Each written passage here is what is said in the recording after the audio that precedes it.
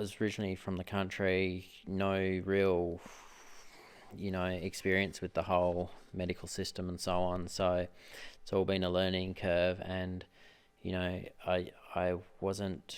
didn't know that if you have a head injury, you should pretty much keep yourself wrapped in cotton wool for 3 months, and then if you need a bit rehabilitation, you then see to it in that period of time, why before things are kind of set in stone.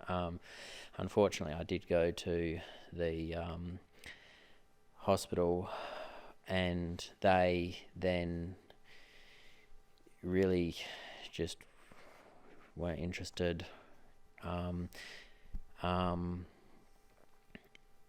And yeah, didn't really. They didn't even X-ray or do anything from that. I'm not really sure what they can do in that situation, but they really didn't give me any advice or anything that was helpful. Then roughly about, I'm going to say 10, 11 days later, I was stationary, and due to traffic in front of me, and this four-wheel drive ran straight up the back of my vehicle, and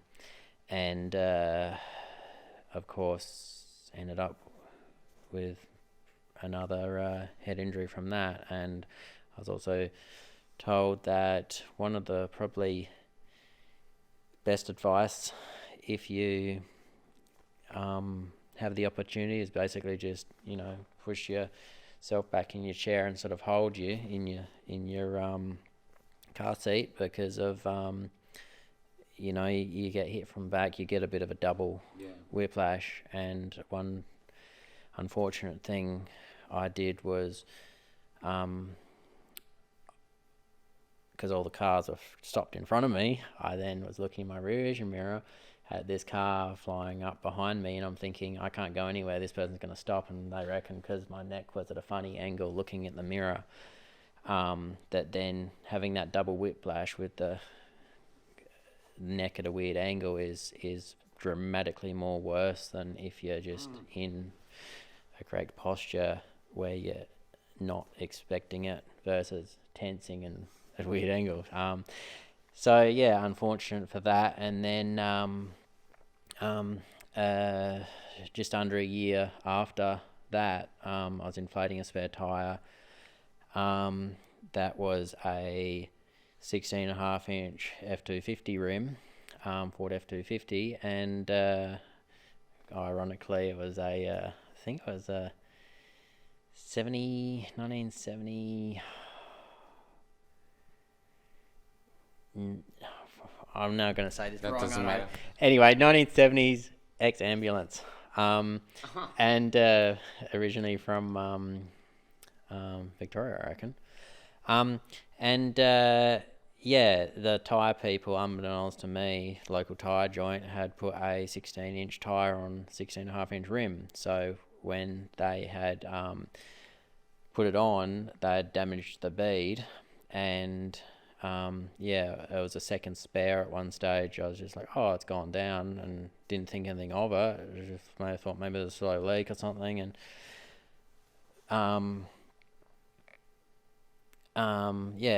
pumped it up, exploded, and broke my elbow and wrist, and also brushed past, and gave me a third head injury. I think they have listed them all as 3 minor acquired brain injuries, I think is the terminology. Now, this could be karma. So do you regret the fact that you were a Nazi in your last life? You're paying for it in this? Well, seems I have no knowledge of that. I don't think I should be held responsible. So you've gone through that. You've been arrested at this, and now, since then, what's it like riding around with your motorbike, trying to get on with your life, with this huge prison sentence hanging over your head? I feel that even though technically I'm still innocent because I haven't been found guilty of anything yet. Obviously, I've been charged, but they haven't proven me guilty. I haven't been in a court or anything. I feel like because you have all this held over your head, you have multiple court hearings. I think since I've been self-representing and legal aid have been appointed the last few cases, hearings, I think it's been maybe about 15, something like that off the top of my head. And, sometimes you'll have a court hearing and then next, like at that hearing, it will be either being adjourned or moved, like one side or another needs to get more paperwork in or something. So then it's like, okay, well, they basically just set a new date, and yes, you do have a little bit of leniency to say, no, I'm busy or whatever, but to keep things, travelling, you really have to be reasonably available and open to dates set. So you feel like you're just a little bit in a prison, in limbo, even though you're not. So you feel like you're in a prison already? Effectively, because you can't move on with your life. I haven't been had my truck returned, so the business I was setting up is pretty much, you could say, is collapsed, destroyed, whatever. I had a pile of things lined up. I also had the truck, was getting scenes shot in basically a family mum and dad invested movie on the kids movie on the Gold Coast, and then I also had a local rapper that was going to use it in his video clip, and another gentleman that was going to do a cinematic video with it in, and I had so many things that were in the pipeline. Yeah, in the pipeline, lined up, things that were happening, things that I had said, yes, I'll do, and were just organising when and all that sort of stuff. And of course now these people have had to, continue on with their life, doing their productions, and effectively that's opportunity with the truck, and my business is now no longer available. So it's sort of interesting when you have,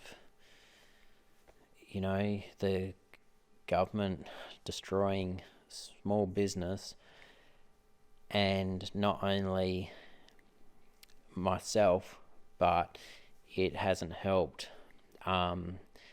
anyone around me that I was involved in.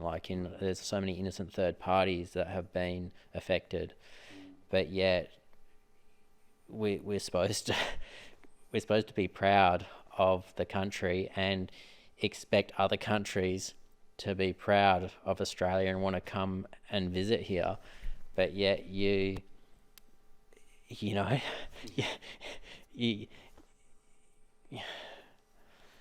do you stay sane?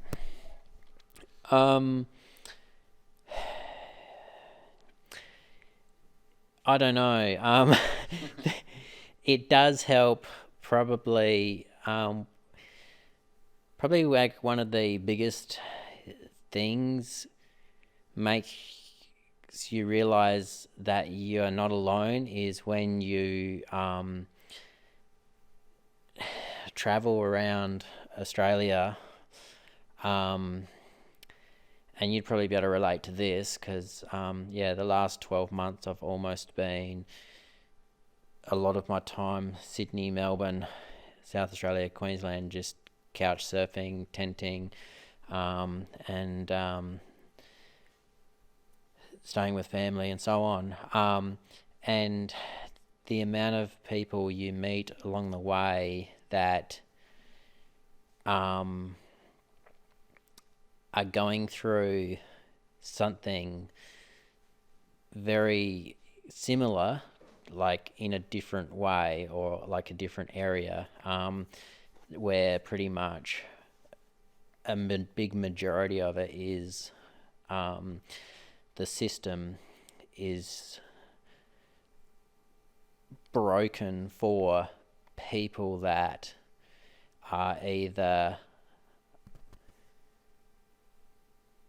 sick, unwell, don't have the finances to just go, bang, I want a lawyer, here's $100,000 or $300,000 into the lawyer legal firm's bank, or I need a personal assistant to help me get through this, bang, here's money to do that. Well, the average person is struggling.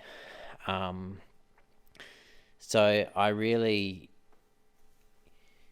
came across a lot of people in my travels that then make you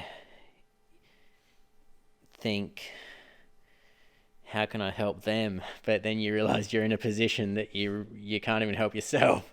But it also, I guess, makes you realize that you're not alone, and I guess it helps keep your sanity a bit. In one sense, it certainly is really mentally draining on the other sense, because you can't do anything, like you're helpless yourself. That must be frustrating, like unbelievably frustrating. It is, and I'm sure you have, Right. with your bussing around Australia, you would meet the same catch-22. That's the other thing too. Since this has happened, or since we talked last, I think, since you work on the bus, are you visiting your mother who is ill and she's passed now? So, yeah, so what happened was, go back a little bit more, the original plan with going down on the convoy to Canberra, taking the truck down, there was a few things I was going to tee up, and one was after going to Epic, I was then going to go from there down to South Australia to my parents. At that stage, my mum wasn't, like, she had underlying health issues.